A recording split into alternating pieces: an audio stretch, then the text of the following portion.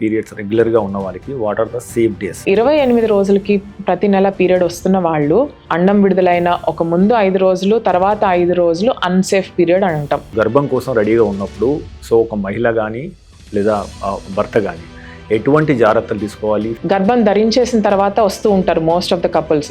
Okay, madam period miss అయింది, మాకు pregnancy positive వచ్చిందని. కానీ ఐడియల్ సిచ్యువేషన్లో గర్భం ధరించాలని ప్లాన్ చేసుకుంటున్నప్పుడే డాక్టర్ దగ్గరికి రావాలి.